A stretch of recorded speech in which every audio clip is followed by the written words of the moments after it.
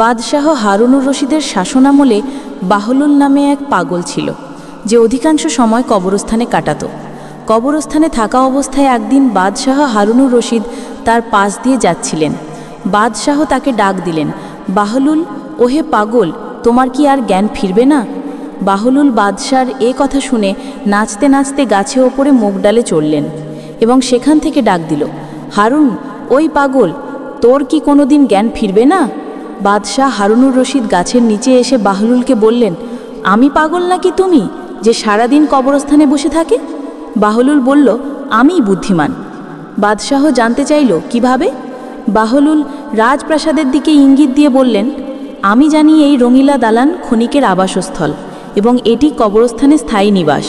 এজন্য আমি মরার পূর্বেই এখানে বসবাস শুরু করেছি, অথচ তুই গ্রহণ করেছিস ওই রঙিন শালাকে আর এই স্থায়ী নিবাসকে এড়িয়ে চলছিস। রাজপ্রাসাদ থেকে এখানে আসাকে অপছন্দ করছিস, যদিও তুই জানিস এটাই তোর শেষ গন্তব্য। এবার বল, আমাদের মধ্যে কে পাগল? বাহলুলের মুখে এ কথা শোনার পর বাদশার অন্তর কেঁপে উঠল। তিনি কেঁদে ফেললেন, তাঁর দাড়ি ভিজে গেল। তিনি বললেন, খোদার কসম, তুমি সত্যবাদী, আমাকে আরও কিছু উপদেশ দাও। বাহলুল, তোমার উপদেশের জন্য আল্লাহর কিতাবই যথেষ্ট, তাকে যথার্থভাবে আঁকড়ে ধরো। বাদশাহ, তোমার কোনো কিছুর অভাব থাকলে আমাকে বলো, আমি তা পূরণ করব। বাহলুল, হ্যাঁ, আমার 3টি অভাব আছে, এগুলো যদি তুমি পূরণ করতে পারো তবে সারা জীবন তোমার কৃতজ্ঞতা স্বীকার করব। বাদশাহ, তুমি নিঃসংকোচে যাইতে পারো।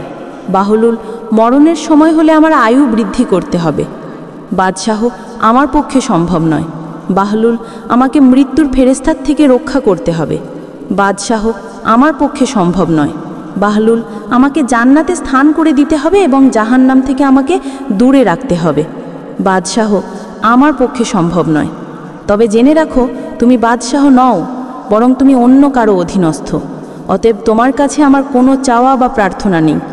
আল্লাহ তাআলা আমাদেরকে এই দুনিয়ার রং তামাশা ছেড়ে কবরের প্রস্তুতি গ্রহণ করার তৌফিক দান করুন, আমিন। ভিডিওটি ভালো লাগলে মুসলিম মোটিভেশন মৃত্যু স্মরণ চ্যানেলটি সাবস্ক্রাইব করে পাশে থাকুন। ইনশাআল্লাহ এখান থেকে আমরা ভালো কিছু জানতে পারবো।